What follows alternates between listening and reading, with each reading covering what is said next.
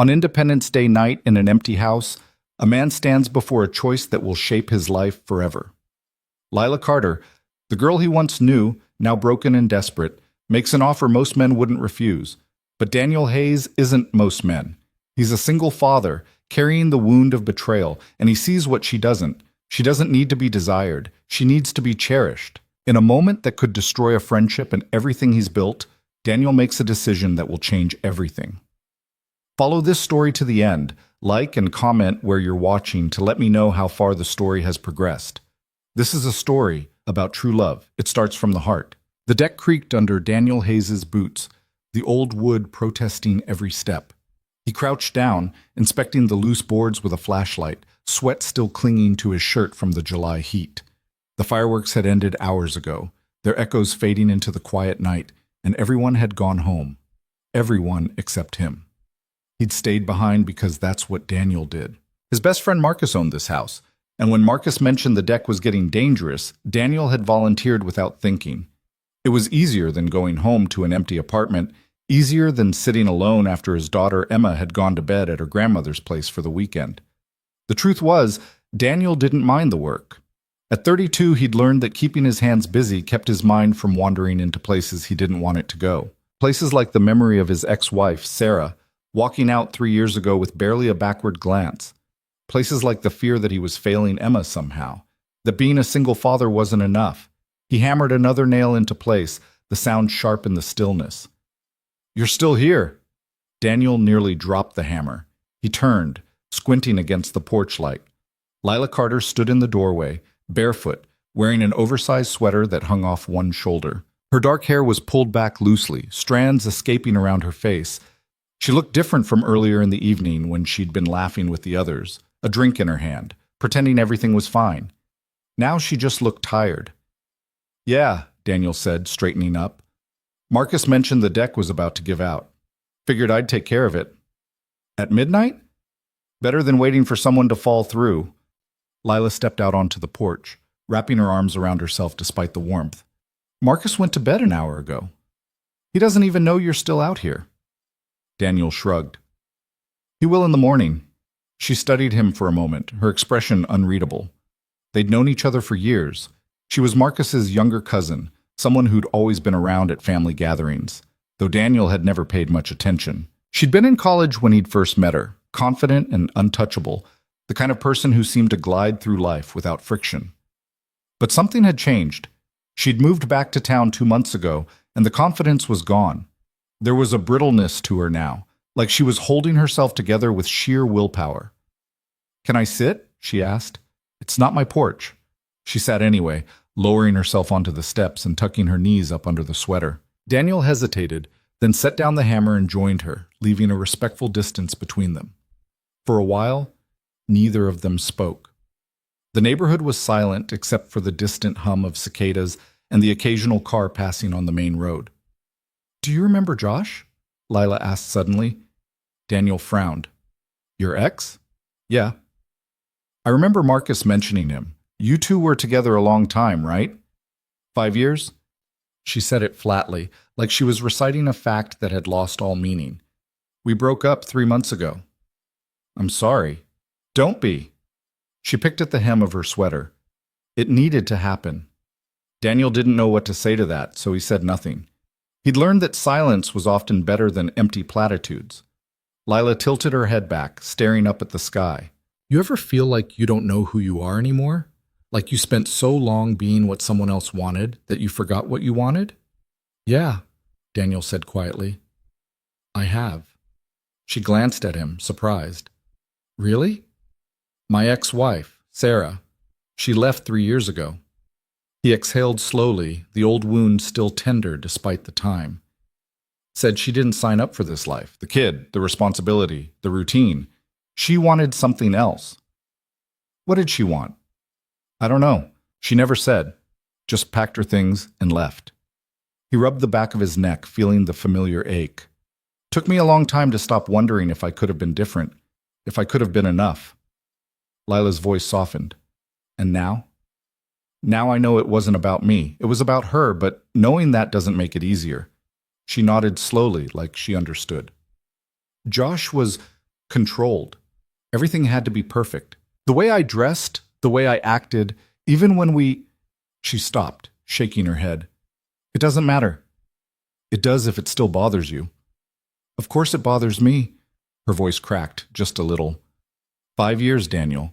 5 years of feeling like I was failing some test I didn't even know I was taking. And at the end of it, he looked at me like I was disposable. Daniel's jaw tightened. He didn't know Josh, but he already hated him. He had this way of making everything feel like a transaction, Lila continued, her words spilling out now like she'd been holding them in too long. Even sex. It was scheduled. Tuesdays and Saturdays, like clockwork. And if I wanted more or wanted it to mean something, he'd get annoyed, said I was being needy.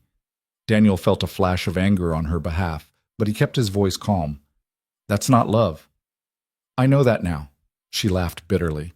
But when you're in it, you convince yourself it's normal, that maybe you're the problem.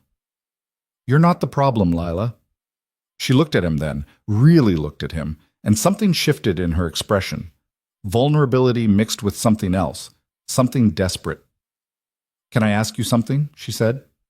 Sure. Do you think I'm attractive? Daniel blinked, caught off guard. What? It's a simple question. She turned toward him, her eyes searching his face. Do you think I'm attractive?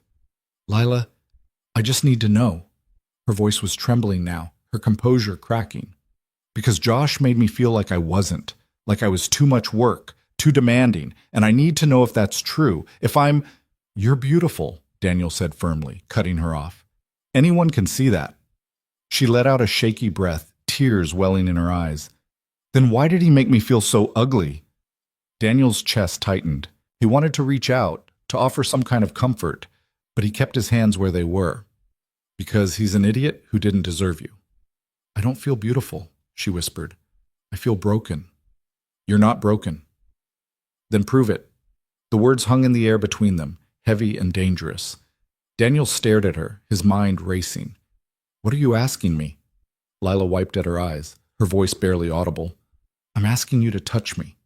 To make me feel like I'm not worthless. Daniel's heart hammered in his chest. He understood what she was asking, and every instinct in his body screamed at him to say no. Not because he didn't find her attractive, he did. Not because he didn't want to help her, he did. But because he knew, with absolute certainty, that giving in would be the worst thing he could do. Lila, he said gently, I can't. Her face crumpled. Why not? Because that's not what you need. You don't know what I need. I think I do. He shifted closer, careful not to touch her. You're hurting, and you're looking for something to take the pain away, even if it's just for a little while. But this, what you're asking for, it won't help. It'll just make you feel worse. You don't know that. I do. His voice was steady, but his hands were shaking. Because I've been where you are. After Sarah left, I was a mess.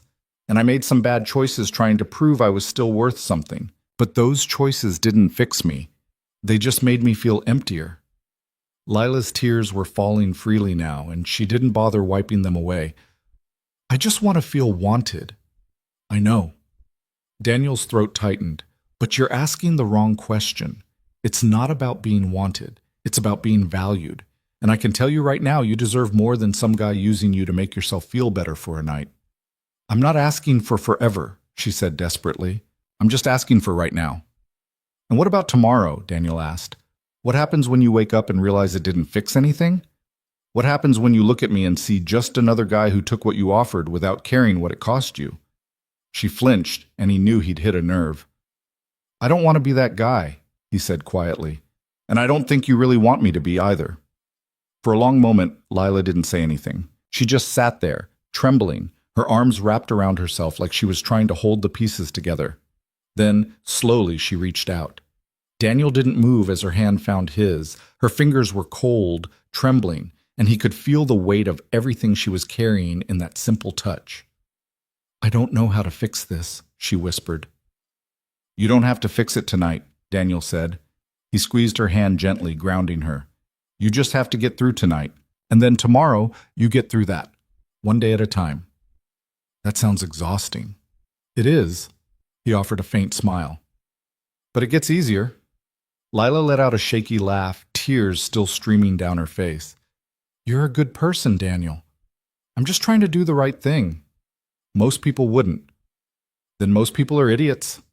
She laughed again, a little stronger this time, and for the first time all night, Daniel saw a flicker of the person she used to be. Not the confident, untouchable girl from years ago, but someone softer, someone real. They sat there for a while longer, her hand in his, neither of them speaking. The night stretched around them, quiet and endless, and Daniel felt the weight of the decision he'd just made settle over him like a blanket. He knew this moment could change everything. He knew Marcus might never forgive him if he found out. He knew Lila might wake up tomorrow and regret ever asking, might hate him for saying no, might disappear from his life entirely. But he also knew, deep in his bones, that he'd made the right choice. Because Lila didn't need someone to use her. She needed someone to see her. And tonight, for the first time in a long time, someone had. Eventually, Lila pulled her hand away and stood, wiping at her face. I should go to bed. Yeah, Daniel said, rising beside her. Me too. She hesitated at the door, glancing back at him. Thank you. For what? For not being like him. Daniel's chest ached. You don't have to thank me for that. She nodded, then disappeared inside, leaving him alone on the porch. He stood there for a long time, staring out at the empty street, his mind spinning. Then he picked up the hammer, finished securing the last board, and headed home. The weekend passed in a blur. Daniel spent Saturday with Emma, taking her to the park and listening to her chatter about everything and nothing. She was 6 years old, full of energy and innocence, and being with her always reminded him why he kept going, why he stayed disciplined, why he didn't give in to shortcuts or easy answers. She was his anchor, his reason. But even as he pushed her on the swings and helped her collect dandelions, his mind kept drifting back to Lila, to the look in her eyes when she'd asked him to prove she wasn't worthless, to the weight of her hand in his.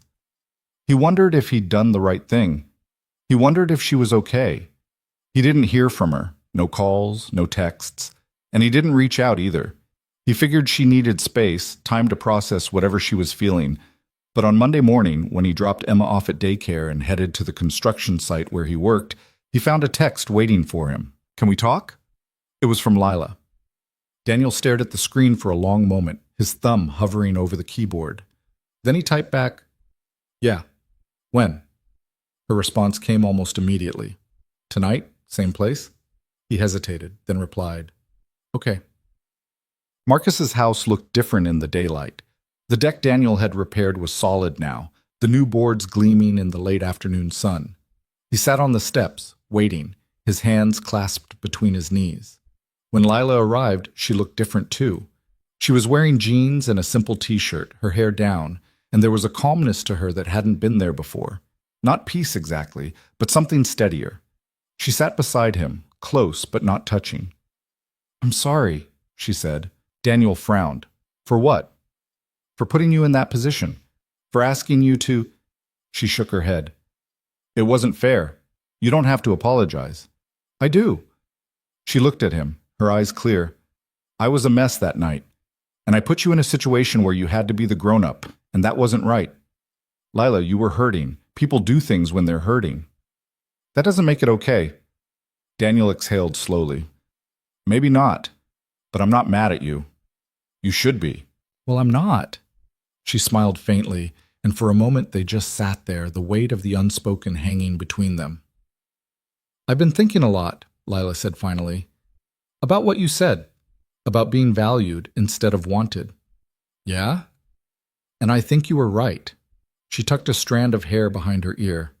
I've been so focused on trying to prove I'm desirable that I forgot to ask if I even like the person I'm trying to be desirable for. Daniel nodded. That's a good place to start. I don't know who I am anymore, she admitted.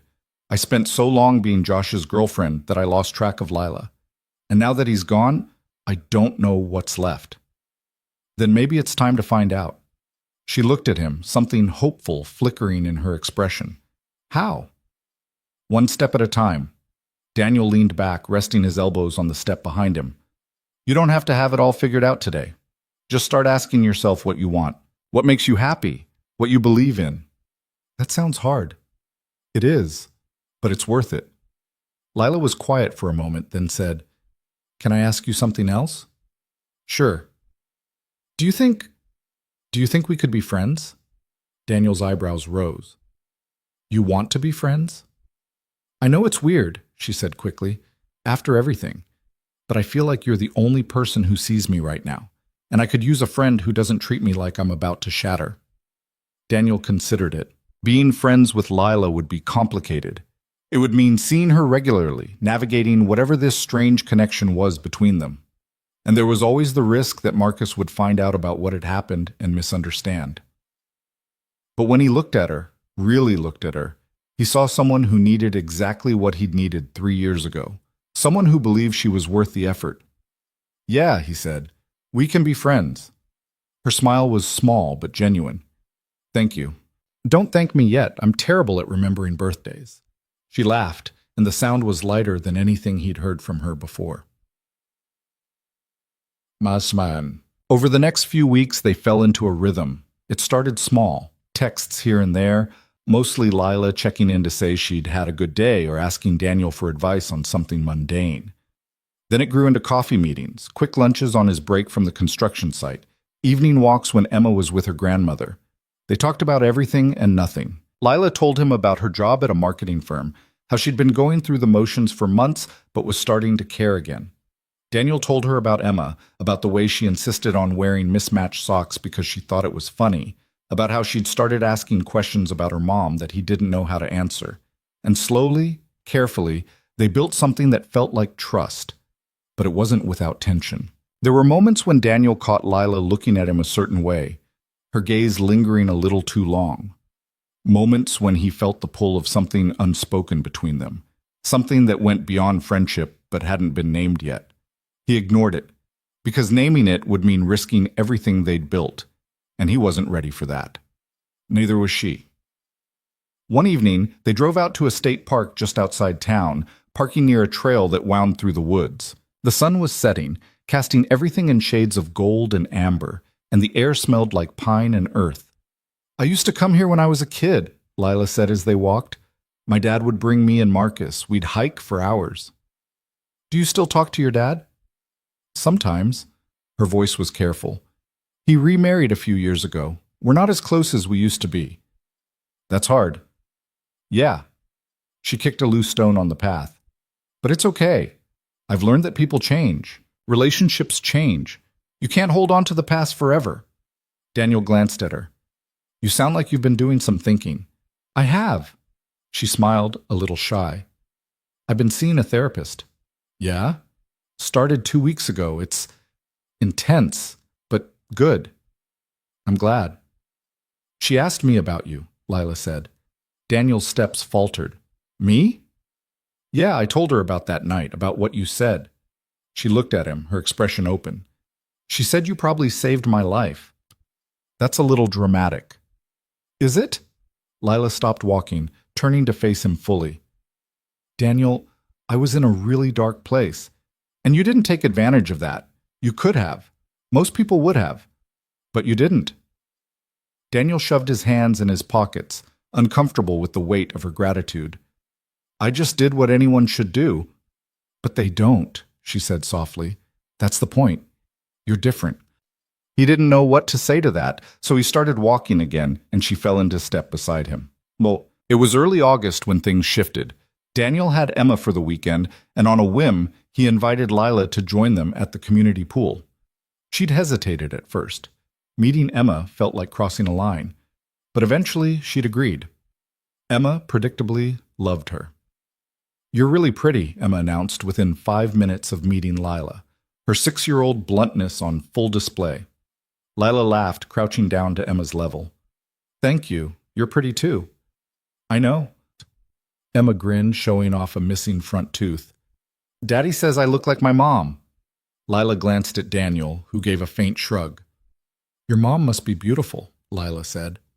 "She is, but she doesn't live with us anymore." Emma said it matter-of-factly, like she was reciting the weather. "Daddy says she's on an adventure." Daniel's chest tightened. He tried to explain Sarah's absence in a way Emma could understand, but the truth, that her mother had simply left, was too harsh for a 6-year-old.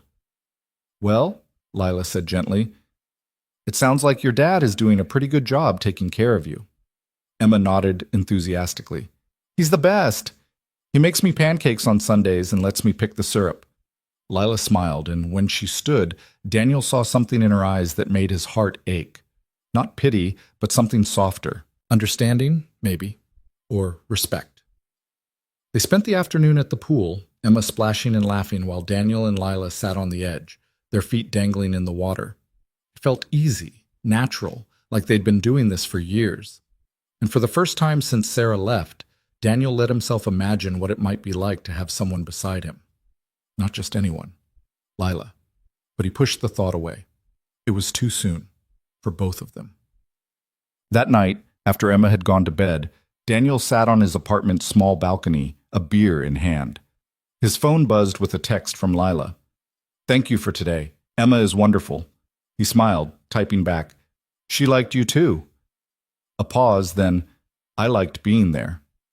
Daniel stared at the screen, his thumb hovering over the keyboard. Then he typed, "Me too." Another pause, longer this time.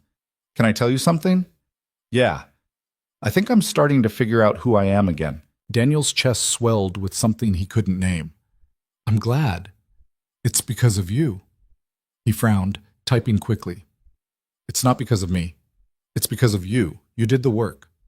But you showed me it was worth doing." Daniel didn't know how to respond to that, so he set the phone down and leaned back in his chair, staring up at the stars. For the first time in a long time, he felt something like hope.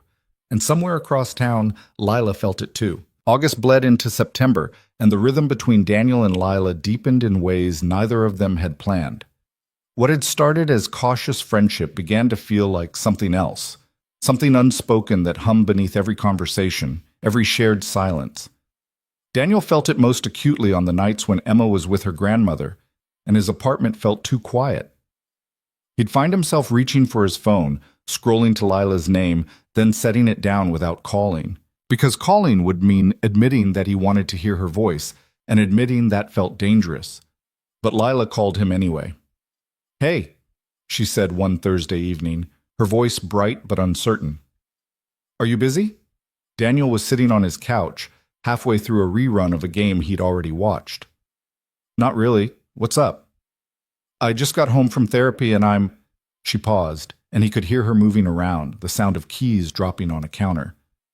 "I don't know. Restless, I guess. Can we talk?" "Yeah, of course." She exhaled, and he heard the scrape of a chair. "Dr. Brennan asked me today what I was afraid of." "What'd you say?" I didn't know how to answer. Her voice was quieter now, more vulnerable. "I mean, I know I'm afraid of a lot of things. Being alone. Being too much. Not being enough." But she kept pushing, asking what the root was, and I finally said, "I'm afraid I'll never trust anyone again." Daniel's grip tightened on the phone. "That's not unreasonable." She said something that stuck with me, though. Lila hesitated. She said fear's just information.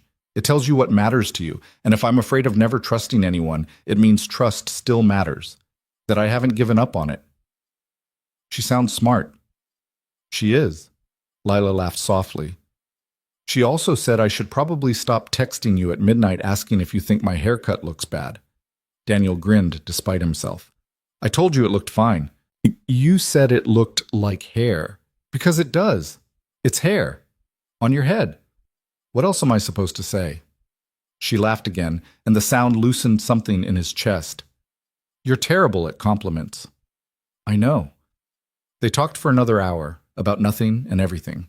Lila told him about a project at work that was driving her crazy, about a coworker who kept leaving passive-aggressive notes in the break room. Daniel told her about Emma's latest obsession with dinosaurs, how she'd insisted on wearing a T-Rex costume to daycare 3 days in a row. And when they finally hung up, Daniel sat in the dark for a long time, staring at his phone. He was in trouble. He knew it. Because somewhere between fixing Marcus's deck and sitting beside Lila at the pool, he'd started caring about her in a way that went beyond friendship, and he didn't know what to do with that. The next morning, Marcus called.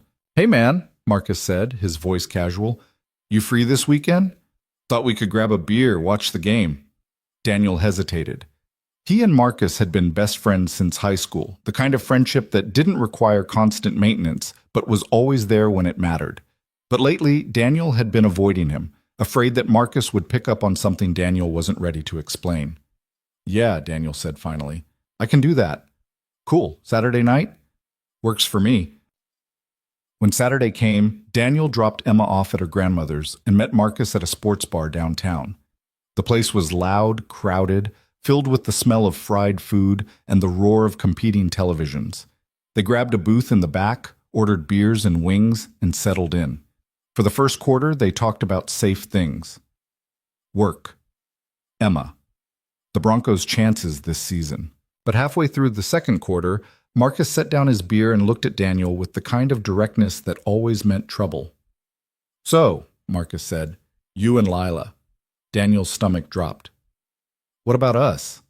Come on, man. You've been hanging out with her a lot. We're friends. Marcus raised an eyebrow. Just friends? Yeah, just friends. Daniel forced himself to meet Marcus's gaze, even though his heart was hammering. She's been going through a rough time. I'm helping her out. Helping her out, Marcus repeated, his tone skeptical. What's that supposed to mean? It means I've known you a long time, Daniel, and I've seen the way you look at her. Daniel felt heat rise in his face. I don't look at her anyway. You do. Marcus leaned back, studying him.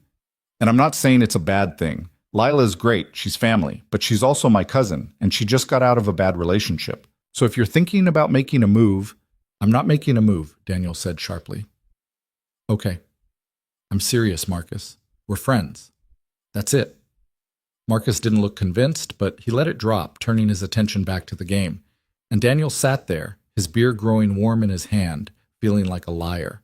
Because the truth was, he'd thought about making a move. He'd thought about it more than he wanted to admit. But every time he did, he remembered the look on Lila's face that night on the porch. The desperation, the pain, the way she'd been willing to give herself away just to feel something. And he knew that whatever happened between them, it couldn't start like that. It had to start from something real. The game ended, and they paid the tab and walked out into the cool night air. Marcus clapped him on the shoulder as they reached their cars. Look, Marcus said, I'm not trying to give you a hard time. I just care about her, you know? She's been through a lot. I know. And you're a good guy, Daniel. One of the best. But if you're going to be in her life, just be careful. Don't mess with her head. Daniel nodded, swallowing against the tightness in his throat. I won't. Marcus studied him for another moment, then nodded. Good. They said their goodbyes and Daniel drove home in silence, Marcus's words echoing in his head. The following week, Lila texted him out of the blue. Are you free tonight? Daniel was at the construction site, taking a break between pouring concrete. He wiped the sweat from his forehead and typed back, Yeah, what's up? I want to show you something. Can you meet me at 7? Where? She sent him an address, a park on the east side of town he'd never been to. Okay, he replied. See you then. When he arrived that evening, the sun was just starting to set, painting the sky in streaks of pink and orange. Lila was waiting by a picnic table near the edge of a small lake, wearing jeans and a flannel shirt, her hair pulled back in a ponytail. Hey, she said, smiling as he approached. Hey, he glanced around. What's this about? You'll see. She grabbed a small backpack from the table and started walking toward the lake. Come on, Daniel followed, curious. They walked along a narrow trail that wound through the trees, the sound of their footsteps muffled by fallen leaves. After a few minutes, the trail opened up into a clearing, and Lila stopped. This, she said, gesturing around them, is where I used to come when I was a kid. When things got too loud at home, I'd ride my bike out here and just sit, think. Daniel looked around. The clearing was small, bordered by tall pines, with a view of the lake through the gaps in the trees. It was quiet, peaceful, the kind of place that felt removed from the rest of the world. It's nice, he said. I haven't been here in years. Lila set down her backpack and sat on the ground, patting the spot beside her. But I've been thinking a lot about the things that used to make me happy, before Josh, before I lost myself.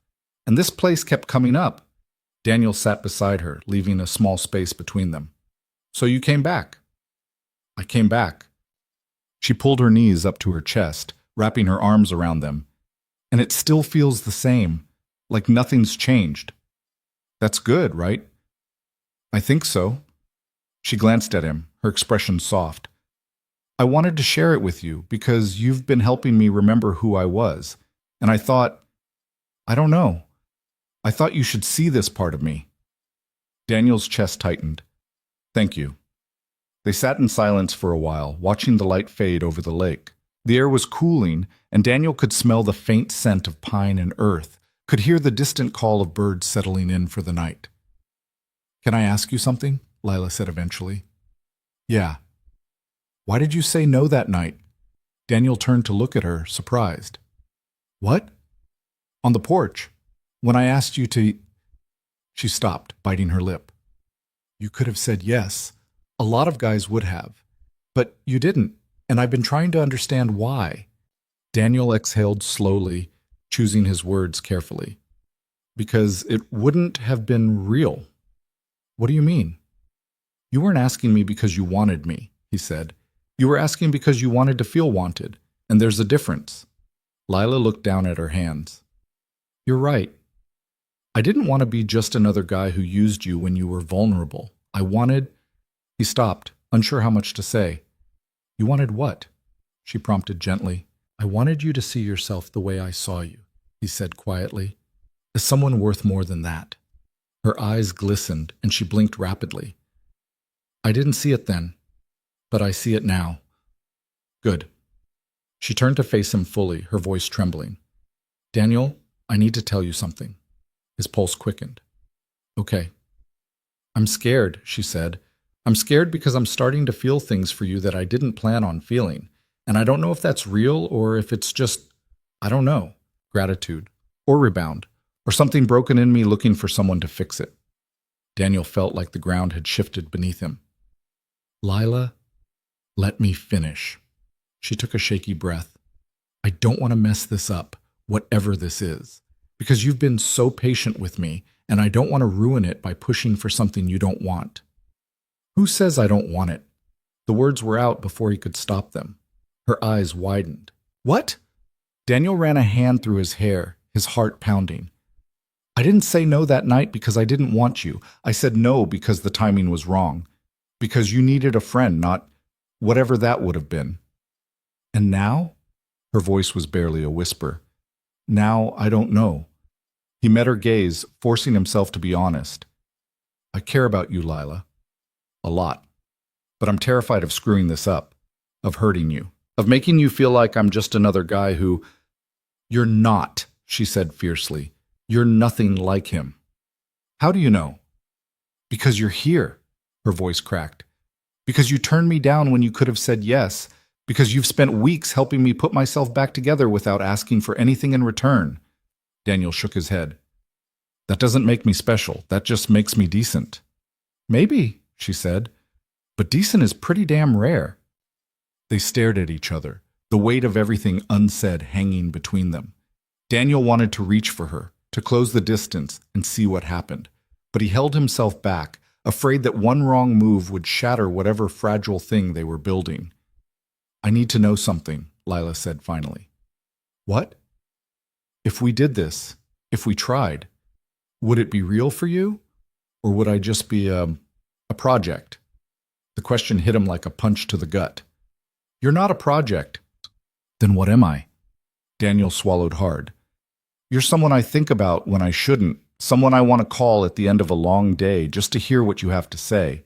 Someone who makes me feel like maybe I'm not as broken as I thought I was. Her breath hitched. Daniel. But I'm scared too, he admitted, because I have Emma to think about.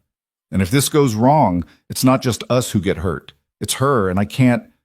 His voice broke. I can't put her through that again. Lila reached out, her hand hovering over his. I wouldn't do that to her.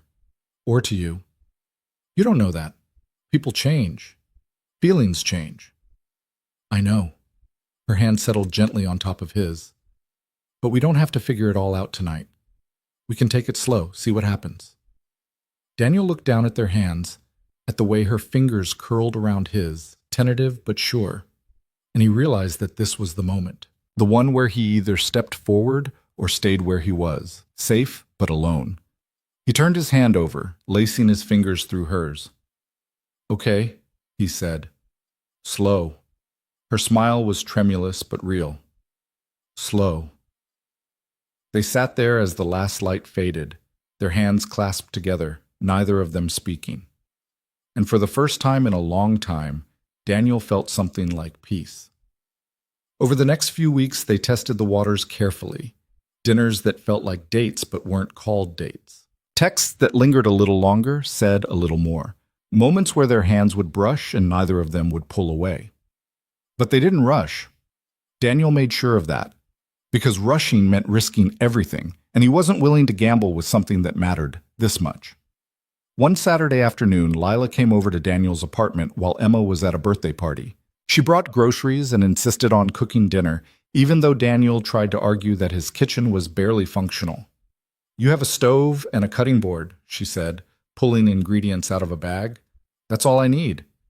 Daniel leaned against the counter, watching as she moved around the small space with surprising ease. "You cook a lot?" "I used to, before Josh." She paused, her hand stilling over a bell pepper.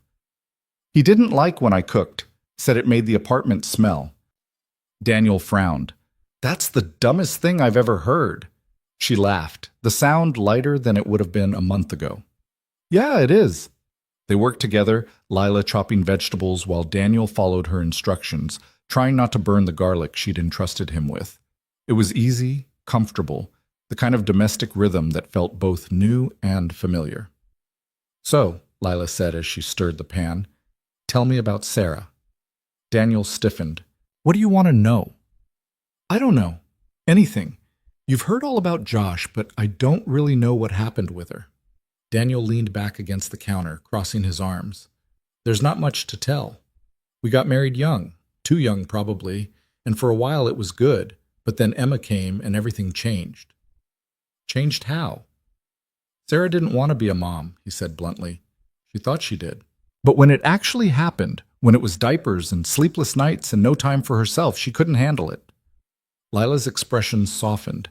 "That must have been hard." It was. Daniel's jaw tightened.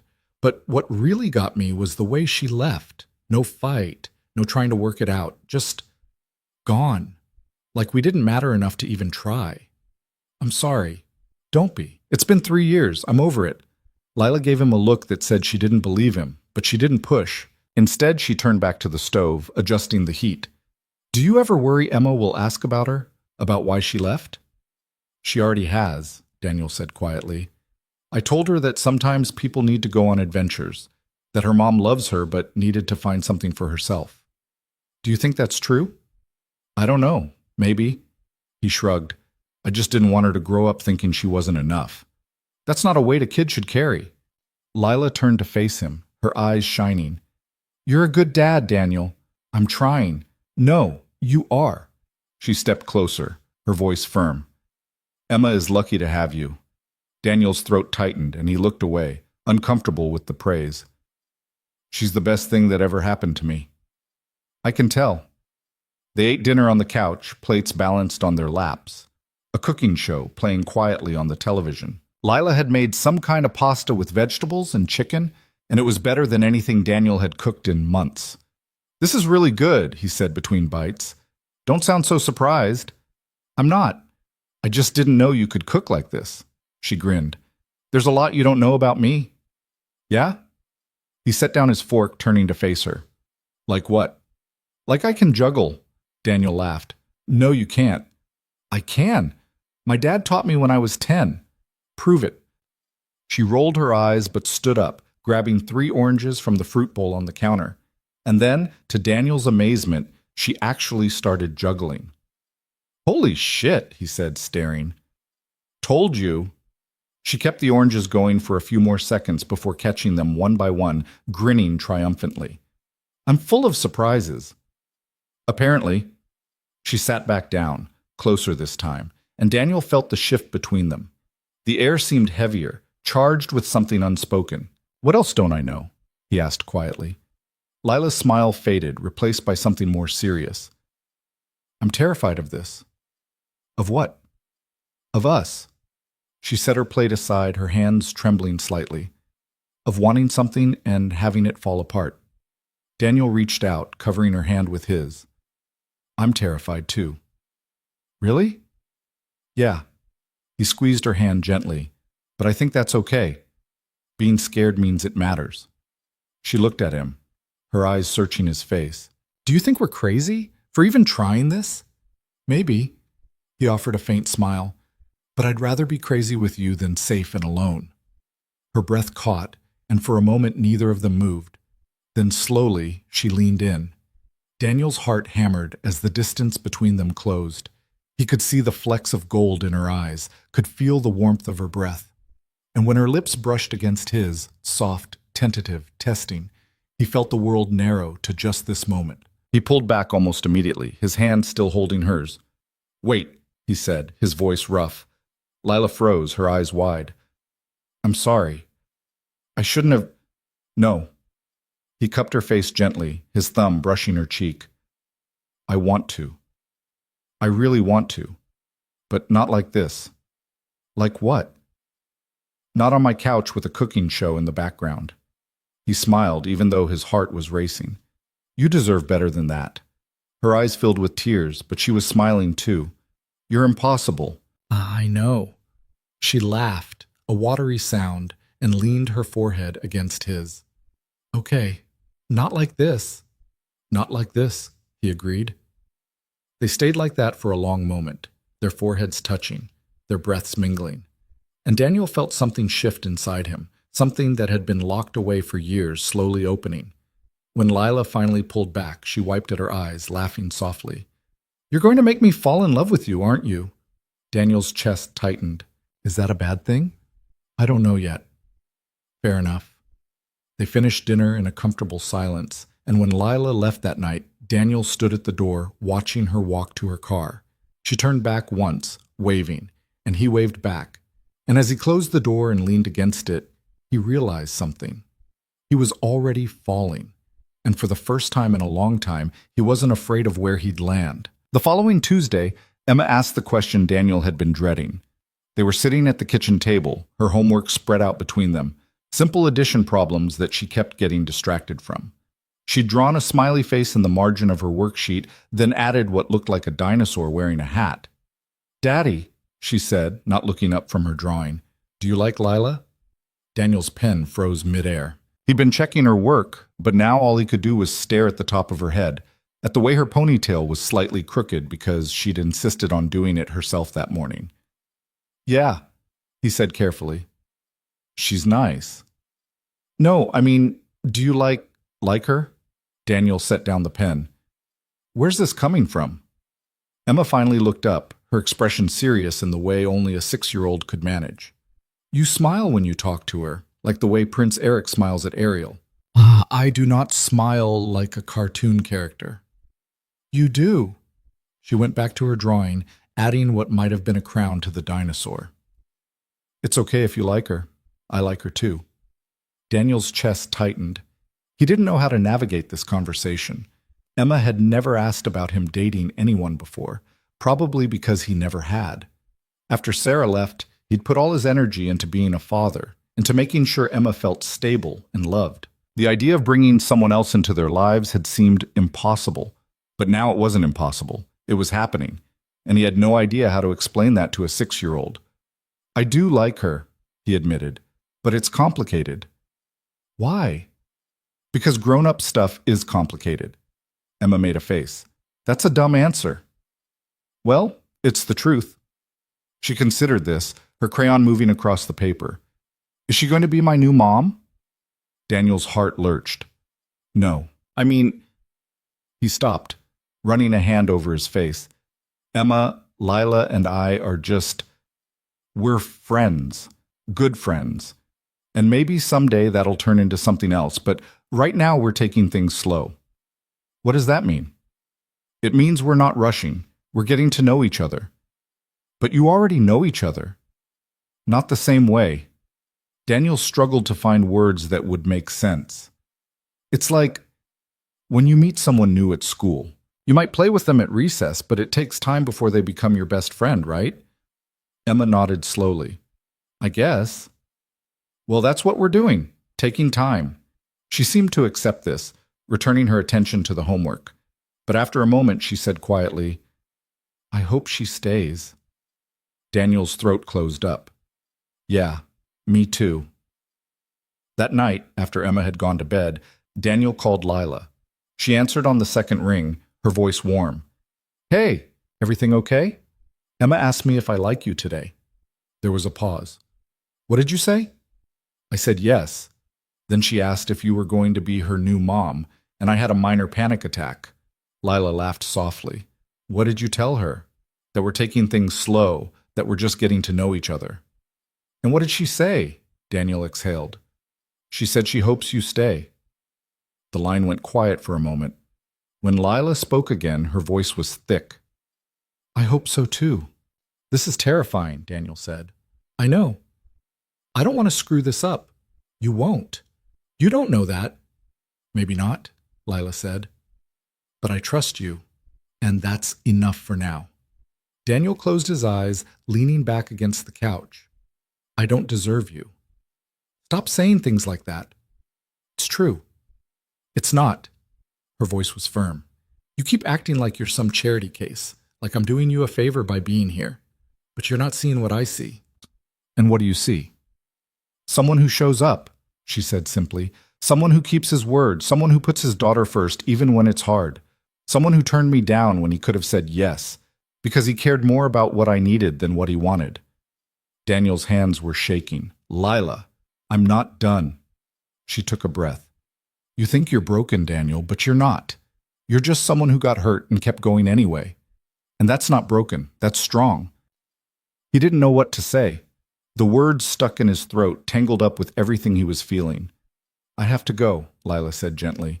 Early meeting tomorrow, but I'll call you this week, okay? Okay? And Daniel? Yeah? Thank you for being honest with Emma, for not hiding this. I couldn't hide it if I tried. Apparently I smile like Prince Eric. Lila's laugh was the last thing he heard before the line went dead. The next few weeks passed in a strange blur. Daniel and Lila fell into a pattern that felt both natural and fragile. Dinners when Emma was with her grandmother, phone calls late at night, stolen moments that felt too good to be real. But there were cracks too, moments when Daniel's fear would surface, when he'd pull back without meaning to, and Lila would feel it even if she didn't say anything. Moments when she'd get quiet, withdrawn, and Daniel would recognize the look in her eyes, the shadow of Josh, the doubt that maybe she wasn't enough. They didn't talk about those moments, not yet, because talking about them would mean acknowledging that this thing between them was real, and real meant it could break. One Friday evening, Daniel picked Emma up from daycare and found Lila waiting in the parking lot leaning against her car. Emma squealed and ran to her, throwing her arms around Lila's waist. Lila, are you coming to dinner? Lila glanced at Daniel, uncertain. I don't want to intrude. You're not intruding, Daniel said quickly. If you want to come, you're welcome. Please, Emma tugged on Lila's hand. We're having pizza. Daddy lets me pick the toppings. Lila smiled, the tension easing from her shoulders. Well, I can't say no to that. They went to a small pizza place near Daniel's apartment, the kind with checkered tablecloths and a jukebox in the corner.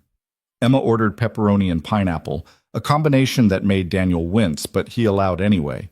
Lila got a slice of margarita, and Daniel went for plain cheese. You're boring, Emma announced, eyeing his plate. I'm consistent, Daniel corrected. That's the same thing. Lila laughed, covering her mouth with her hand. She's got a point. Don't encourage her. They ate and talked. Emma dominating the conversation with stories about school, about her friend Mia who could do a cartwheel, about the caterpillar they'd found on the playground. And Daniel watched Lila, the way she leaned in when Emma talked, the way she asked follow-up questions, genuinely interested. It hit him then, watching them together. This was what he wanted. Not just someone to fill the empty space Sarah had left, but someone who fit, someone who made the life he'd built feel less like survival and more like something worth celebrating. But wanting it didn't make it easier, because the closer they got, the more there was to lose. After dinner, they walked back to Daniel's apartment, Emma between them, holding both their hands. She swung their arms as she walked, humming some song Daniel didn't recognize. "This is fun," Emma said. "Yeah?" Daniel looked down at her. "What's fun?" "This. All of us together." She looked up at Lila. "You should come over more." Lila's eyes met Daniel's over Emma's head, and he saw the same mix of hope and fear reflected there. "I'd like that," Lila said softly. When they reached the apartment, Daniel unlocked the door and Emma raced inside, already pulling out her coloring books. Lila lingered in the doorway, her hands shoved in her jacket pockets. "I should probably go," she said. "You don't have to." "I know, but Emma has school tomorrow, and I don't want to—" "Lila." Daniel stepped closer, lowering his voice. "Stay, just for a little while." She hesitated, then nodded. They sat on the floor with Emma, coloring in the princess book she'd brought home from school. Daniel was terrible at staying inside the lines, and Emma kept criticizing his technique, while Lila worked with careful precision, her tongue caught between her teeth in concentration. "You're really good at this," Emma said, peering over Lila's shoulder. "I used to color a lot when I was your age." "Did you have a favorite princess?" Lila thought about it. "Belle, from Beauty and the Beast." "Why?" "Because she liked to read, and she didn't care what other people thought of her." Emma nodded seriously, like this made perfect sense. "I like Moana, because she's brave." "That's a good choice." Daniel watched them, something settling in his chest. This was what normal felt like, what peace felt like, and it scared him how much he wanted it. An hour later, Emma's eyes started drooping, and Daniel scooped her up, carrying her to her room. He tucked her in, pulling the blanket up to her chin. "I like Lila," Emma mumbled, already half asleep. "I know you do." "Don't let her leave, okay?" Daniel's heart clenched. "I'll try, kiddo." "Promise?" "I promise." She was asleep before he left the room. Daniel stood in the doorway for a moment, watching her breathe, then closed the door quietly and returned to the living room. Lila was putting away the coloring books, stacking them neatly on the coffee table. She looked up when he entered, and there was something raw in her expression. "She asked you not to let me leave, didn't she?" Lila said. Daniel stopped. "How did you know?" "Because I heard her. The walls are thin." She sat down on the couch, wrapping her arms around herself. "Daniel, I need to say something." He sat beside her, his stomach knotting. "Okay, I'm falling for you." The words came out in a rush, like she'd been holding them back too long. "And I know we said slow, and I know we're supposed to be figuring this out, but I can't pretend anymore.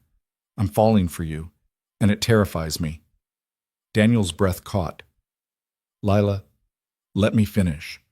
Her hands were shaking. "I'm terrified because I don't trust myself. I don't trust that I'm not just latching on to you because you're safe, because you're kind, because you didn't take advantage of me when you could have. I don't trust that this is real, and not just me trying to fix something broken inside myself." "It's real," Daniel said quietly. "How do you know?" "Because I feel it too." He reached for her hand, lacing his fingers through hers. "And I'm just as scared as you are." She looked at him, tears spilling down her cheeks. "What if we're making a mistake?" "Then we'll make it together." "That's not comforting." "I know." He wiped a tear from her cheek with his thumb. "But it's the truth. I can't promise you this will work. I can't promise I won't screw it up. But I can promise I'll try. And I can promise I won't walk away when it gets hard." Lila's breath hitched. "You swear?" "I swear."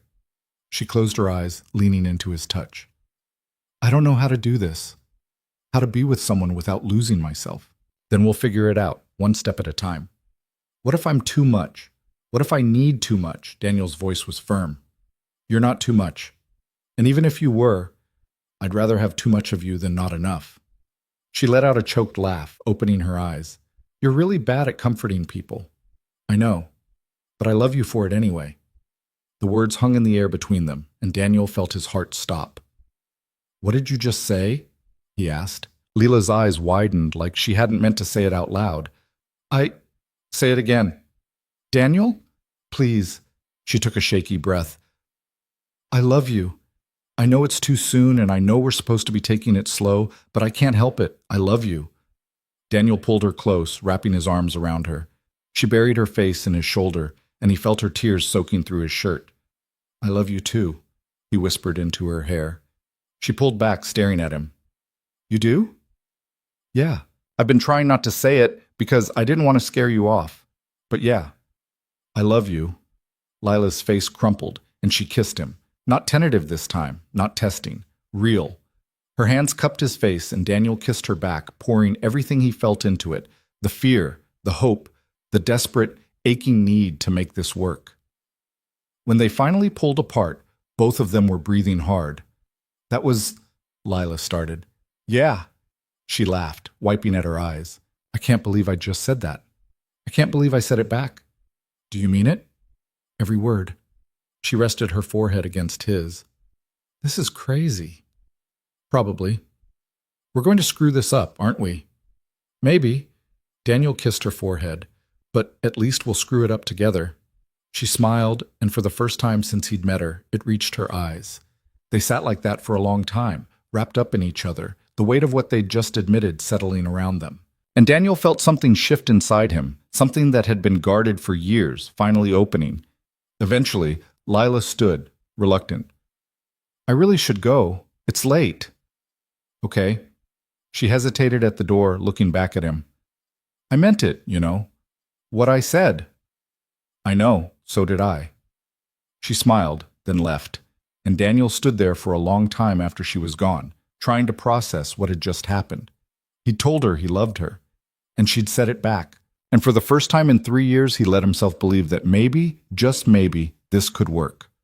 But the next morning, everything fell apart. Daniel was at the construction site pouring concrete for a foundation when his phone rang. It was Marcus. Hey man, Daniel said, wiping sweat from his forehead. What's up? We need to talk. Marcus's voice was tight, and Daniel's stomach dropped. About what? About you and Lila. Daniel closed his eyes. Marcus. She told me. Marcus's voice was hard. She told me you two are together. Yeah, we are. And you didn't think to mention this to me? I was going to. When, Daniel? When were you going to tell me you're dating my cousin?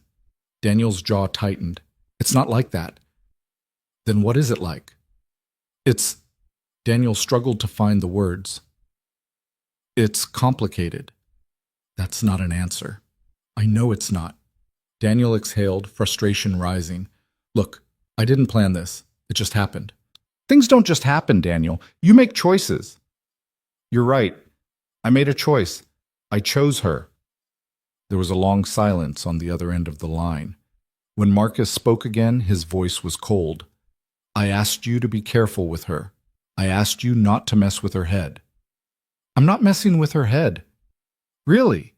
Because from where I'm standing, it looks like you moved in on her the second she was vulnerable.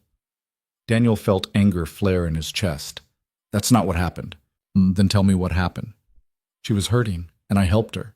And somewhere along the way, we fell for each other. That's it. That's it? Marcus's voice rose. Daniel, she just got out of a 5-year relationship. She's a mess. And you... And I what?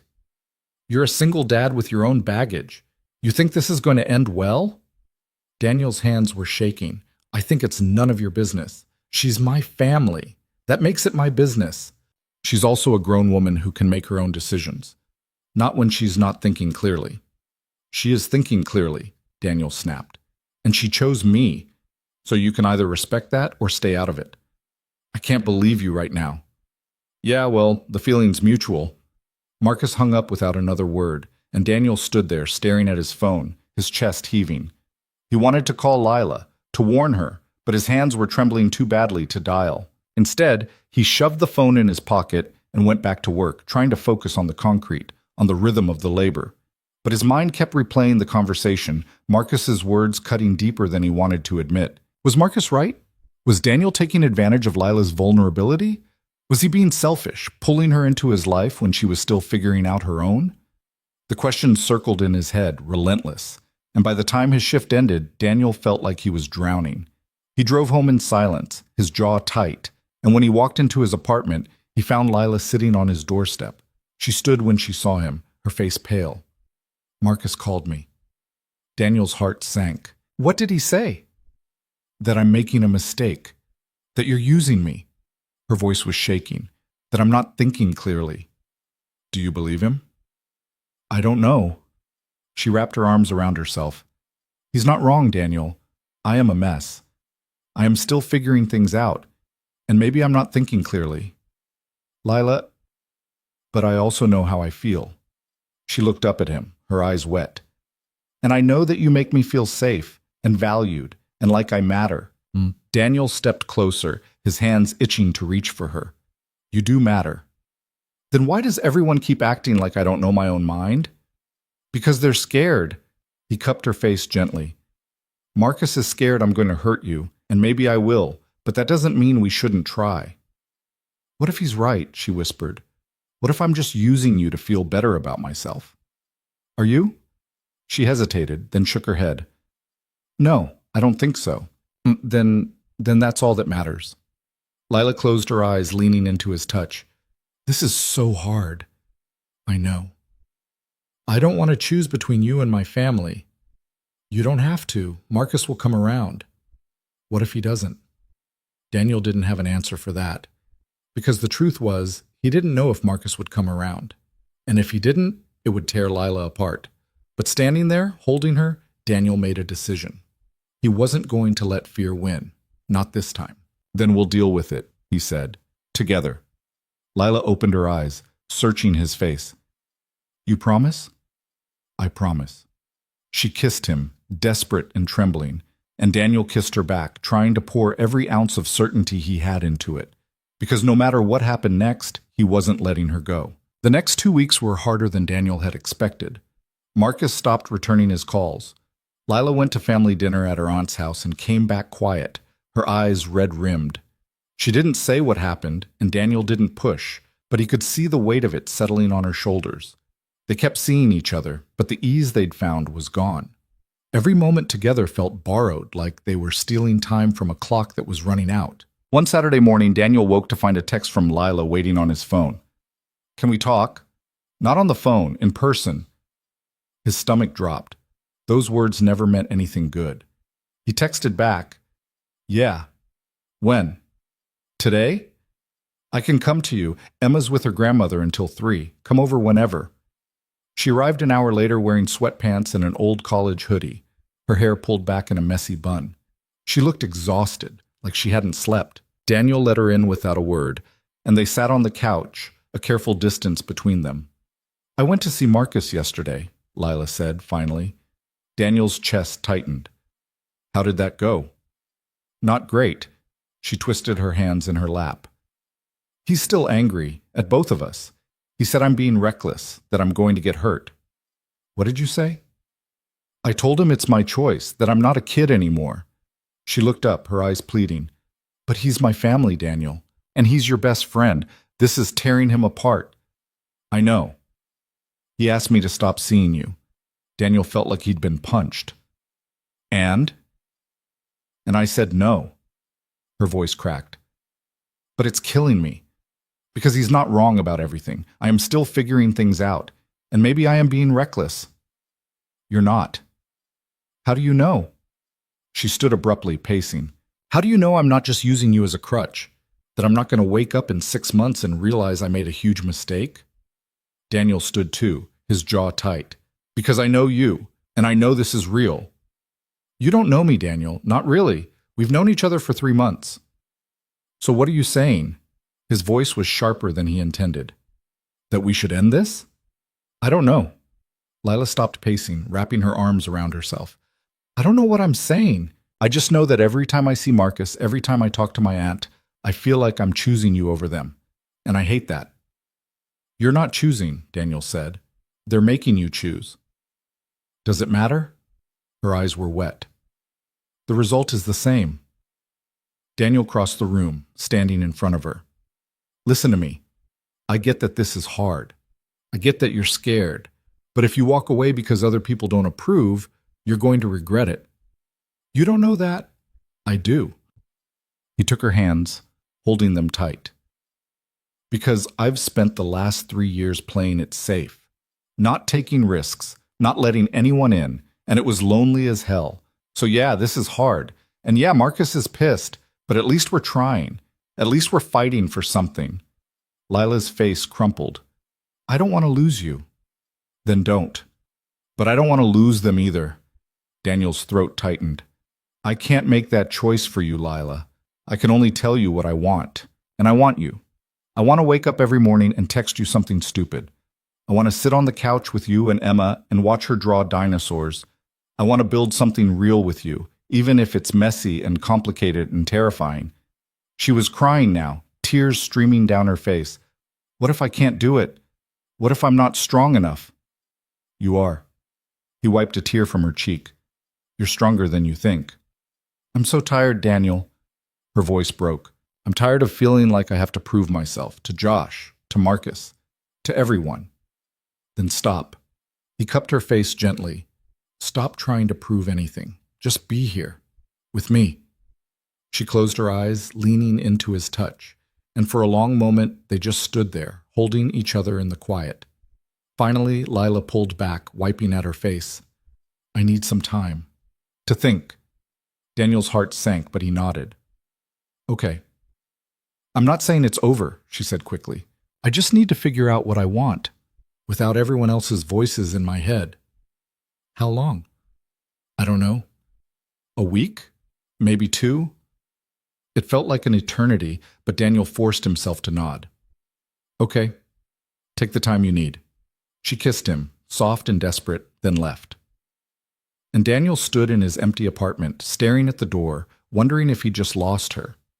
The days that followed were some of the longest of Daniel's life. He threw himself into work, taking extra shifts at the site, anything to keep his mind occupied. But at night, alone in his apartment, the doubts crept in. What if Lila decided it wasn't worth it? What if the pressure from Marcus was too much? What if Daniel had pushed too hard, asked for too much? Emma noticed something was wrong. She asked about Lila twice, and both times Daniel deflected, saying she was busy with work. But Emma wasn't fooled. Did you make her mad? She asked one evening over dinner. Daniel looked up from his plate. What? Lila. Did you make her mad? Is that why she's not coming over? No, kiddo, I didn't make her mad. Then why isn't she here? Daniel set down his fork, searching for words a 6-year-old would understand. Sometimes grown-ups need space to think about things. That's all. What things? Important things. Emma frowned, clearly unsatisfied with this answer. I miss her. Yeah, me too. Are you sad? Daniel's chest ached. A little. Emma climbed down from her chair and walked over, wrapping her small arms around his neck. It's okay to be sad, Daddy. Daniel held her tight, his eyes burning. Thanks, kiddo. She'll come back, Emma said confidently. She has to, because she likes us. Daniel wished he had his daughter's certainty. On the 8th day, Daniel was replacing a section of drywall in a bathroom when his phone rang. It was a number he didn't recognize. Hello?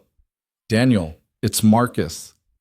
Daniel froze, the drywall knife still in his hand. Hey.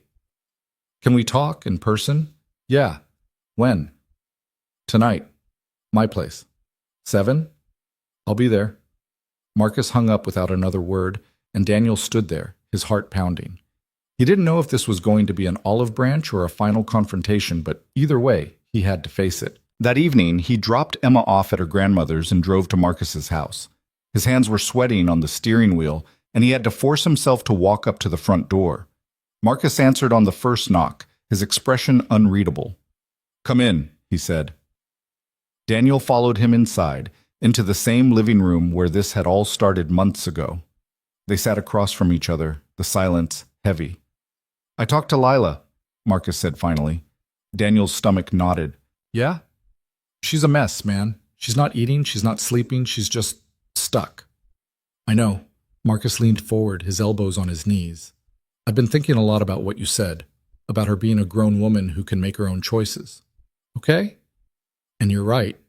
Marcus exhaled slowly. I've been treating her like she doesn't know what she wants, like she needs me to protect her from making mistakes. Daniel didn't say anything, waiting. But the truth is, I'm scared, Marcus admitted. I'm scared you're going to hurt her. Not because you're a bad guy, but because relationships are hard, and she's already been through so much. I'm scared too, Daniel said quietly. I'm terrified of screwing this up. But I'm not going to walk away just because it's hard. Marcus studied him for a long moment. Do you love her? Yes. And you're serious about this? About her? Yes. Marcus nodded slowly. Then I'm sorry for being an ass, for making this harder than it needed to be. Daniel felt something loosen in his chest. You were just looking out for her. I was, but I went about it the wrong way. Marcus ran a hand over his face. She's important to me. You both are. And I should have trusted that you wouldn't hurt her on purpose. I won't, Daniel said. I can't promise it'll be perfect, but I can promise I'll try. That's all I'm asking. Marcus stood, extending his hand. We good? Daniel stood too, shaking his hand. Yeah, we're good. Marcus pulled him into a brief hug, clapping him on the back. Don't make me regret this. I won't. When Daniel left Marcus's house, he felt lighter than he had in weeks, but he still hadn't heard from Lila, and he didn't know if she'd made a decision. He drove home, his mind racing, and when he pulled into his parking lot, he found her sitting on the steps outside his building. She stood when she saw him, her arms wrapped around herself. Daniel's heart hammered as he walked toward her. Hey. Hey. Her voice was soft, uncertain. How long have you been waiting? About an hour. Daniel sat on the step, and she sat beside him, close but not touching. I talked to Marcus, she said. Me too. He told me he apologized to you. Yeah. Lila was quiet for a moment, staring at her hands. I've been doing a lot of thinking about what I want, about what I need. Daniel's chest tightened. And I realized something. She looked at him, her eyes red but clear. I've spent my whole life trying to be what other people wanted. Josh wanted me to be low maintenance, so I was. My dad wanted me to be successful, so I pushed myself into a career I didn't care about. Marcus wanted me to be careful, so I almost walked away from the best thing that's happened to me in years. Lila, let me finish. She took a shaky breath. But I don't want to do that anymore. I don't want to live my life based on what everyone else thinks I should do. I want to make my own choices, even if they're messy, even if they're wrong. They're not wrong. Maybe, maybe not. She turned toward him fully. But I want to find out. With you. Daniel felt his throat close up. You sure? No. She laughed, wiping at her eyes. I'm terrified, but I'm sure about how I feel, and I'm sure that I don't want to lose you. Daniel reached for her hand, lacing his fingers through hers. You're not going to lose me. Promise? I promise. She kissed him then, and it felt different from before. Not desperate or uncertain, but grounded, real. When they pulled apart, Lila rested her forehead against his. I love you. I love you too. This is going to be hard, she said. I know. We're going to fight. We're going to mess up. Probably. But I want to try anyway. Daniel smiled, kissing her forehead. Then let's try. They sat on the steps for a long time, holding each other, and Daniel felt something settle inside him.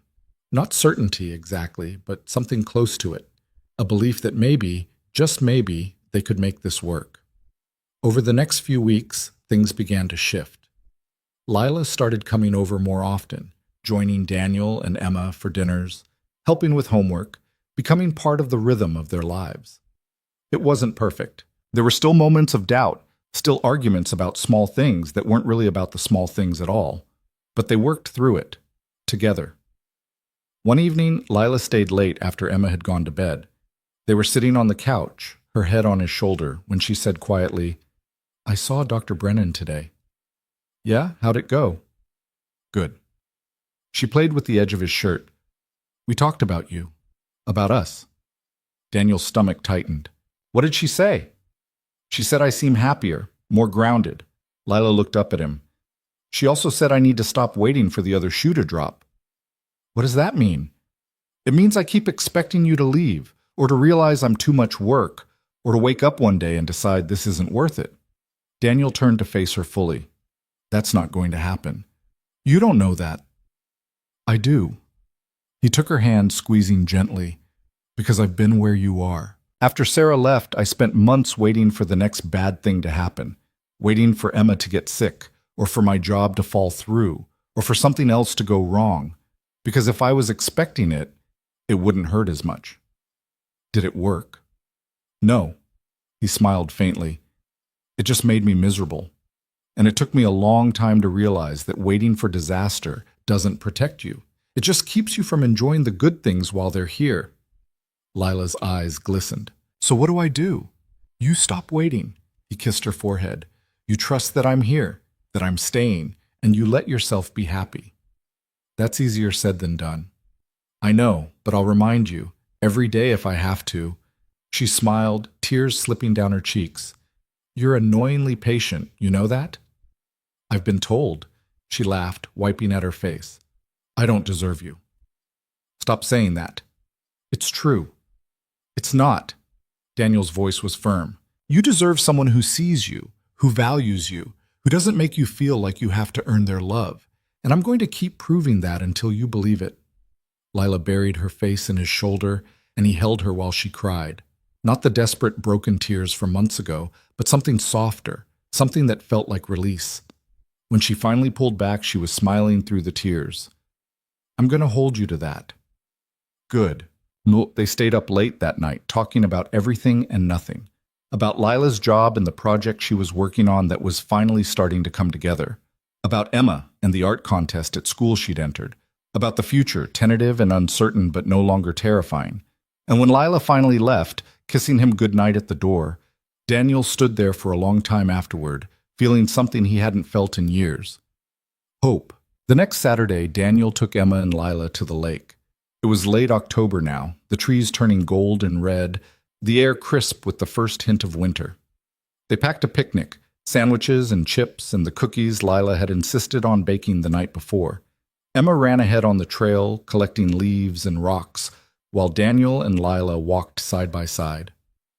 She's happy, Lila said, watching Emma. Yeah, she is. So am I. Lila glanced at him. Happy, I mean. Daniel smiled. Me too. They reached the clearing by the water, and Emma immediately started building what she called a fairy house out of sticks and leaves. Daniel and Lila spread out a blanket, sitting close together. I've been thinking, Lila said after a while. About what? About moving. Daniel's heart skipped. Moving where? Not far, just closer. My apartment is on the other side of town, and it takes forever to get here. And I spend most of my time here anyway. You want to move closer? Yeah. She looked at him nervous. If that's okay, I'm not saying we should move in together or anything, just closer. Daniel felt warmth spread through his chest. That's more than okay. Really? Really? She smiled, leaning her head on his shoulder. Good, because I already looked at a couple of places. Daniel laughed. Of course you did. They sat there watching Emma play, and Daniel felt the pieces of his life finally clicking into place. Not perfectly, not without cracks, but in a way that felt right. Daddy, Emma called, running over. Look what I found. She held out a smooth, flat stone, perfectly round. That's cool, kiddo, Daniel said. It's a wishing stone. Emma turned to Lila. My teacher said if you find a round stone, you can make a wish. That's a good stone, Lila said seriously. What are you going to wish for? Emma thought about it, her face scrunched in concentration. Then she grinned. I wish for you to stay forever. Lila's breath caught, and she looked at Daniel, her eyes wide. Daniel squeezed her hand. That's a good wish, Em. Do you think it'll come true? Emma asked. Lila knelt down, pulling Emma into a hug. I think it already has. Emma hugged her back, and Daniel watched them, his chest so full it hurt. Later, when Emma had gone back to her fairy house and the sun was starting to dip below the trees, Lila turned to Daniel. Thank you, she said. For what? For not giving up on me. For seeing past all the broken parts. You're not broken, Daniel said. You never were. I know that now. She smiled. Because of you. Daniel kissed her, slow and gentle, and when they pulled apart, he rested his forehead against hers. "I love you," he said. "I love you too." And as the sun set over the lake, Daniel let himself believe in something he'd thought was impossible. That sometimes broken people could find each other. That sometimes the hardest choices led to the best things. That real love didn't start with perfection or grand gestures. It started from the heart. November arrived with cold rain and bare trees, and Lila moved into an apartment 15 minutes from Daniel's place. It was a small one-bedroom on the second floor of an old building with creaky stairs and windows that rattled when the wind picked up. She loved it immediately. Daniel and Emma helped her move in on a Saturday that turned into chaos. Emma insisted on carrying boxes that were too heavy for her, and Lila kept rearranging furniture only to change her mind 5 minutes later. By the time they finished, all three of them were exhausted, sitting on the floor surrounded by half-unpacked boxes and eating pizza straight from the box. "This place is perfect," Emma announced, tomato sauce on her chin. "You think so?" Lila asked. "Yeah, it smells like cinnamon." Daniel sniffed the air. "That's the candle she's been burning for 3 hours. Still counts." Emma grinned, then scrambled to her feet. "Can I see the bedroom again?" "Go ahead," Lila said, and Emma disappeared down the hallway. Daniel leaned back against the couch, watching Lila. She looked different now, lighter somehow, like a weight had been lifted. Her hair was pulled back in a ponytail, and she was wearing one of his old construction company t-shirts that she'd stolen weeks ago and refused to give back. "You're staring," she said without looking at him. "I know. Why?" "Because I'm trying to figure out how I got this lucky." She turned to him, rolling her eyes. "You're such a sap." "I know that too." Lila crawled over, settling herself between his legs and leaning back against his chest. He wrapped his arms around her, resting his chin on top of her head. "I'm scared," she said quietly.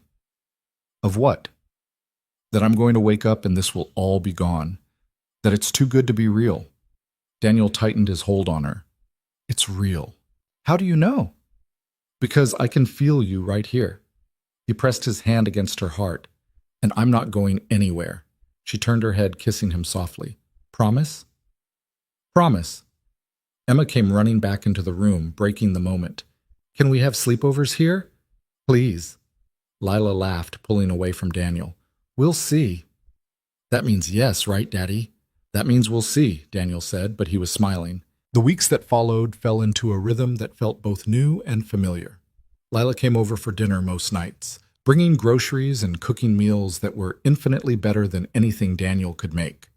She helped Emma with homework, listened to her stories about school, and somehow convinced her that broccoli wasn't actually the worst vegetable in the world. And slowly, carefully, she became part of their lives in a way that felt permanent. But it wasn't without challenges. There were nights when Lila would go quiet, retreating into herself, and Daniel would have to coax her back out, reminding her that she was safe, that he wasn't Josh, that she didn't have to be perfect. There were mornings when Daniel would wake up in a panic, convinced that Lila would realize she'd made a mistake, that she'd leave the way Sarah had. They talked through it, sometimes at 2 a.m. over the phone, sometimes sitting on his couch while Emma slept in the next room. And each time they came out on the other side a little stronger. One evening in early December, Daniel took Lila back to the lake. It was cold now, the water dark and still, the trees skeletal against the sky. They walked along the shore bundled in jackets and scarves, their breath fogging in the air. "Why did you bring me here?" Lila asked. "Because this is where you told me you loved me." She stopped walking, turning to face him. "That was at your apartment." "You told me the second time here." He smiled. "The first time we were sitting on that blanket watching Emma. You said it so quietly I almost didn't hear it." Lila's eyes widened. "I did? You did?"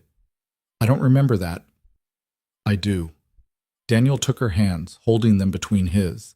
"And I've been thinking about that moment a lot, about how scared we both were, about how we almost didn't do this because we were afraid." "Daniel, what—" "Let me finish." He squeezed her hands gently. "I've spent the last few months watching you put yourself back together, watching you figure out who you are without Josh, without anyone telling you who you should be. And you're incredible, Lila. You're strong and funny and stubborn as hell, and you make me want to be better." Her breath was coming faster now, her eyes shining. Why are you saying this? Because I want you to know that I see you, not the person you were trying to be for Josh, not the person you think you should be for me, just you, and I love every single part of it. A tear slipped down her cheek. Daniel, I'm not done. He let go of her hands, reaching into his jacket pocket.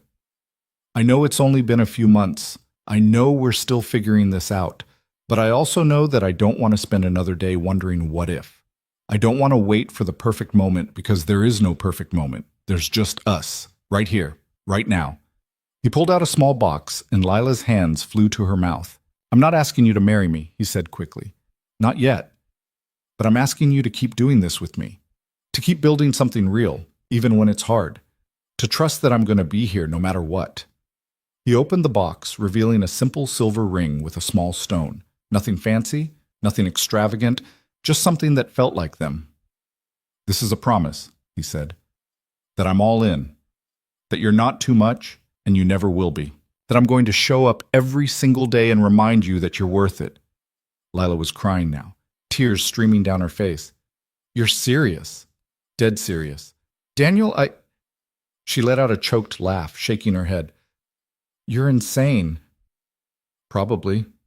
We've only been together for a few months. I know. People are going to think we're rushing. Let them.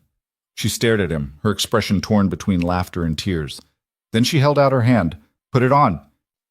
Daniel's heart hammered as he slipped the ring onto her finger. It fit perfectly, and when he looked up, Lila was smiling through the tears. I love you, she said. I love you too. She kissed him, hard and desperate, her hands tangling in his hair, and Daniel kissed her back, pouring everything he felt into it, the fear, the hope, the absolute certainty that this was right. When they finally pulled apart, Lila was laughing and crying at the same time.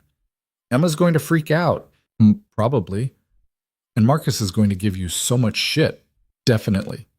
Are you ready for that? Daniel smiled. With you? Yeah. I'm ready for anything. They walked back to the car hand in hand, and Daniel felt something settle inside him. Not the absence of fear, but the presence of something stronger. Faith. In himself. In Lila. In what they were building together. When they got back to his apartment, Emma was waiting with Daniel's mother, who'd been babysitting. Emma took one look at Lila's hand and shrieked, You got a ring! Lila knelt down, showing her. Your dad gave it to me. Does that mean you're staying? Yeah, kiddo, I'm staying. Emma threw her arms around Lila's neck, and Daniel watched them, his chest so full it hurt. His mother caught his eye from across the room, smiling, and Daniel smiled back. This was what he'd been afraid of for so long, letting someone in, risking the stability he'd worked so hard to build. But standing there, watching Emma and Lila, he realized that stability wasn't about keeping everything the same. It was about building something strong enough to weather the changes. And this, Lila, Emma, the life they were creating together, felt stronger than anything he'd ever built before. The next few weeks passed in a blur of normalcy. Lila stayed over more nights than not, her toothbrush appearing in Daniel's bathroom, her books piling up on his coffee table. They celebrated Thanksgiving together, just the three of them, cooking a meal that turned out half-burned but still perfect because they'd made it together. Marcus came by one evening in early December, showing up unannounced with a six-pack of beer. He and Daniel sat on the small balcony, bundled in jackets, while Lila helped Emma with a school project inside. So, Marcus said, taking a swig of his beer. I heard you gave her a ring. Daniel glanced at him. Yeah. That's a big step. I know. Marcus was quiet for a moment, then said, You happy? Yeah, I am. Good. Marcus clinked his bottle against Daniel's. Then I'm happy for you. Really? Really? Marcus leaned back in his chair. I was an ass about this whole thing. I was so worried about Lila getting hurt that I didn't stop to think about what she actually wanted. And what she wants is you. Daniel's throat tightened. Thanks, man. Don't make me regret saying that. I won't. They sat in comfortable silence for a while, and Daniel felt the last piece of tension between them dissolve. Things weren't perfect, they never would be, but they were good. And that was enough. Christmas came, and with it, the first real test. Sarah called. Daniel was at the construction site when his phone rang, and when he saw her name on the screen, his stomach dropped. He almost didn't answer, but something made him pick up. Hello? Daniel, it's me. Her voice was the same, smooth, confident, like no time had passed at all. What do you want, Sarah? I want to talk. About Emma. Daniel's jaw tightened. What about her? I want to see her. For Christmas. No. Daniel, you don't get to do this, he said, his voice hard. You don't get to disappear for 3 years and then show up like nothing happened. I know I messed up. You didn't mess up, you left. You walked away from your daughter without looking back, and now you want to come back because it's convenient for you? That's not fair. Fair? Daniel's voice rose. You want to talk about fair? Emma asks about you sometimes. She asks why you left, and I have to come up with answers that won't break her heart. So don't talk to me about fair. Sarah was quiet for a moment. I'm sorry. It's too late for sorry. She's my daughter too. No. Daniel's hands were shaking. She's my daughter. You gave up that right when you walked out the door. Daniel, please, don't call again. He hung up before she could say anything else. He stood there, staring at his phone, his chest heaving, and then he called Lila. She answered immediately. Hey, everything okay? No. His voice cracked. Sarah called. What? When? Just now. She wants to see Emma for Christmas. What did you say? I told her no. I told her she doesn't get to do this. Lila was quiet for a moment. Do you want me to come over? Yeah, please. I'll be there in 20 minutes. She was there in 15. Daniel let her in, and she didn't say anything, just wrapped her arms around him and held on while he fell apart. I'm so angry, he said into her shoulder. I know. She doesn't get to do this. She doesn't get to come back and mess everything up. She won't. Lila pulled back, cupping his face. Because you won't let her, and I won't let her. And Emma is safe and loved, and she has everything she needs right here.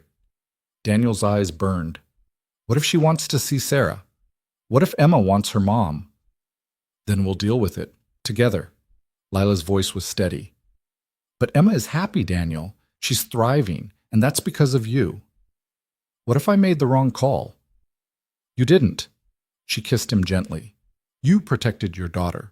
That's never the wrong call. Daniel held on to her, letting her steady him. And slowly, the panic receded, replaced by something else. Determination.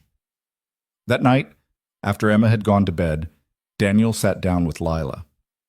I need to tell you something, he said. Okay. If Sarah keeps pushing this, if she tries to see Emma, it's going to get messy. There might be lawyers, court, all of it. Lila reached for his hand. Then we'll handle it. It's not your fight. Yes, it is. Her voice was fierce. Because Emma is part of your life and you're part of mine, which means she's part of mine too. So if Sarah wants to start something, she's going to have to go through both of us. Daniel stared at her, his chest tight. You mean that? Every word. He pulled her close, burying his face in her hair. I don't know what I did to deserve you. You said no when you should have. You showed up when I needed you. You loved me even when I didn't know how to love myself. She pulled back, looking at him. That's what you did. They sat there for a long time, holding each other, and Daniel felt something shift. Not just in him, but in the air around them. This wasn't just about him and Lila anymore. It was about building a family. A real one, messy and complicated and imperfect, but real. Christmas morning came, and Emma woke them up at 6, dragging them both to the living room to see what was under the tree. They'd gone overboard with presents. Daniel's mother had warned them, but watching Emma's face light up made it worth it.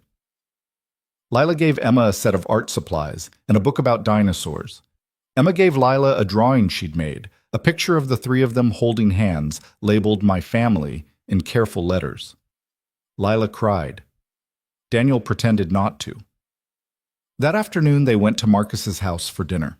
The whole family was there, aunts, uncles, cousins, and for the first time, Daniel felt like he belonged, not as Marcus's friend, but as Lila's partner, as part of something bigger. Lila's aunt pulled her aside at one point, and Daniel watched from across the room as they talked. He couldn't hear what they were saying, but he saw Lila's face light up, saw her aunt hug her tight.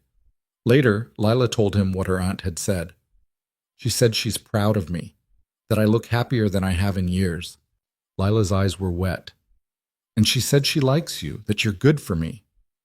She's right, Daniel said. About which part? All of it. That night they drove home through the quiet streets, Emma asleep in the back seat. Lila's hand was laced through Daniel's, and the ring on her finger caught the light from the street lamps. Today was perfect, she said softly. Yeah, it was. I keep waiting for something to go wrong. Nothing's going to go wrong. You don't know that. Maybe not. He glanced at her. But I'm going to keep saying it until you believe it. She smiled, squeezing his hand. You're so stubborn. I learned from the best. When they got home, Daniel carried Emma inside and tucked her into bed.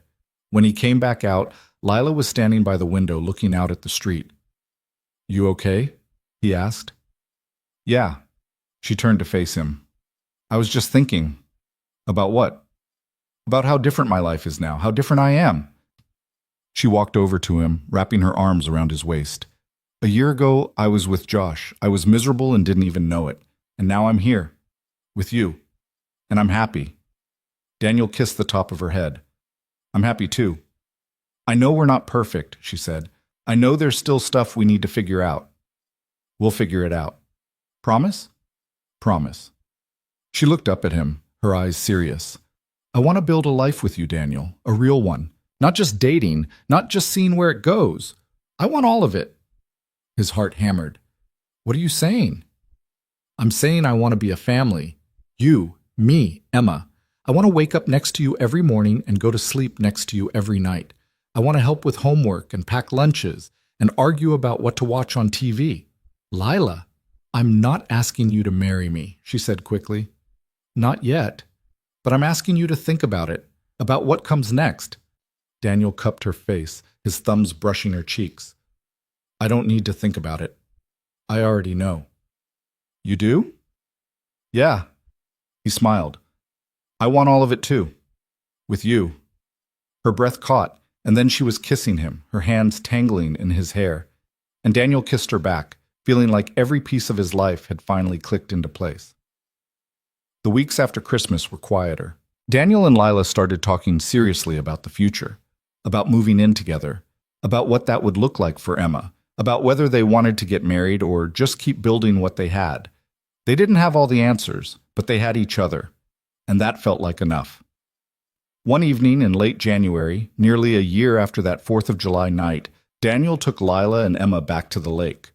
The water was frozen now, the trees bare, the air so cold it hurt to breathe, but it was beautiful in a stark, honest way. They walked along the shore, Emma running ahead to slide on the ice near the edge. Daniel and Lila followed hand in hand, their breath fogging in the air. Do you remember the first time we came here? Lila asked. Yeah. You told me about this place, about how you used to come here when you were a kid. I was so scared that day. Of what? Of letting you in, of falling for you. She looked at him, her eyes clear. But I'm not scared anymore. No? No. She stopped walking, turning to face him fully. I'm ready, Daniel, for all of it, whatever comes next. Daniel felt his chest tighten. You sure? I'm sure. He pulled her close, kissing her forehead. Then let's do it. Let's build something real, something that lasts. Together? Together. Emma came running back, her cheeks red from the cold. Can we make snow angels? There's barely any snow, Daniel said. So, we can still try. Lila laughed, pulling away from Daniel. She's got a point. They lay down in the thin layer of snow, moving their arms and legs, and when they stood up, the angels were barely visible, more imagination than reality. But Emma was thrilled, and that was all that mattered. As they walked back to the car, Emma between them holding both their hands, Daniel felt something he hadn't felt in years. Not just happiness, but peace. The kind that came from knowing you were exactly where you were supposed to be. That night, after Emma had gone to bed, Daniel and Lila sat on the couch, wrapped in a blanket, the apartment quiet around them. I've been thinking, Lila said. About what? About that night, on Marcus's porch, when I asked you to... She stopped, shaking her head. I'm so glad you said no. Yeah? Yeah. She looked at him, her eyes soft. Because if you'd said yes, this wouldn't have happened. We wouldn't have happened. I would have woken up the next morning feeling worse, and you would have felt guilty, and we never would have gotten here. I know. You saved me that night, Daniel, not just from making a mistake, but from myself. Daniel's throat tightened. You saved yourself, Lila. I just helped you see it. No. She shook her head. You showed me what real love looks like.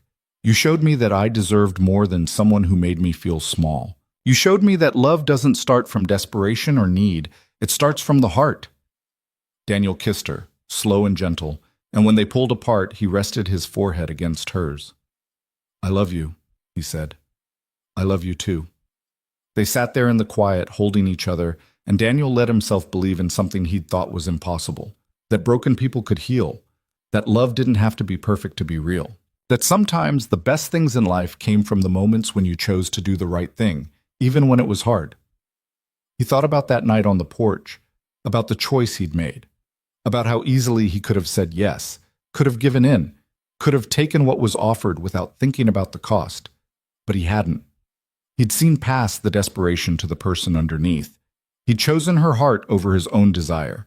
And because of that choice, they were here, together, building something real. The months that followed were filled with the mundane, beautiful routine of life. Lila moved in officially in March, her boxes taking over the apartment in the best possible way.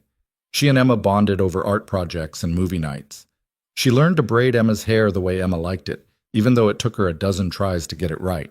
And somewhere along the way, she stopped being Daniel's girlfriend and started being part of the family. One Saturday in May, nearly a year after Lila had moved in, Daniel woke up to find her gone from bed. He found her in the kitchen, making pancakes while Emma sat at the table drawing. Morning, Lila said, smiling at him over her shoulder. Morning. He kissed her, then Emma's forehead. What's the occasion? No occasion, I just felt like making pancakes. Emma looked up from her drawing.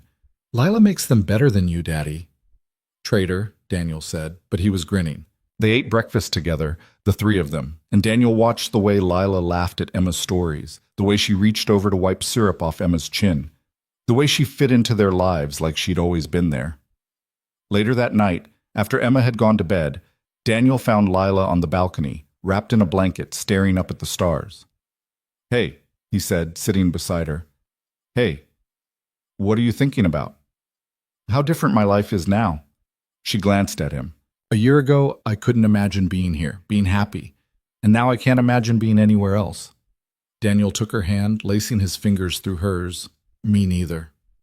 I want to marry you, she said suddenly. Daniel's heart stopped. What? I want to marry you. She turned to face him fully, her eyes bright.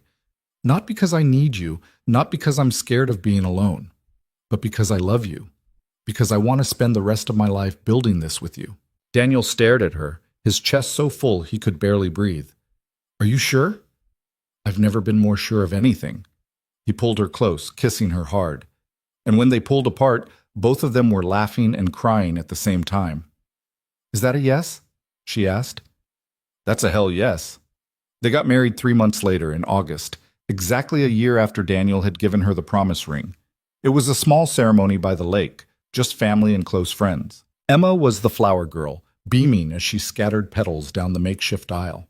Marcus stood beside Daniel as his best man, and when Daniel recited his vows, his voice shook. I promise to show up, he said, looking at Lila, every single day. I promise to see you, to value you, to remind you that you're worth it. I promise to build a life with you that starts from the heart. Lila was crying, her hands trembling in his. I promise to trust you, she said, to let you in, even when it's scary. I promise to be your partner, your best friend, your home. And I promise to love you, not because you're perfect, but because you're real. When they kissed, Emma cheered and everyone laughed. That night, at the reception in Marcus's backyard, Daniel stood with Lila on the makeshift dance floor, swaying to music while Emma spun in circles nearby. We did it, Lila whispered. Yeah, we did. I'm so happy. Me too. She rested her head on his chest, and Daniel held her close, feeling like every piece of his life had led to this moment. Years later, Daniel would think back to that 4th of July night, to the choice he'd made on Marcus's porch, to the moment when he could have said yes but chose to say no instead. And he'd realize that sometimes the best things in life came from the hardest choices. That real love didn't start from desperation or need. It started from seeing someone, really seeing them, and choosing to value them over everything else. It started from the heart. And in the end, that was all that mattered.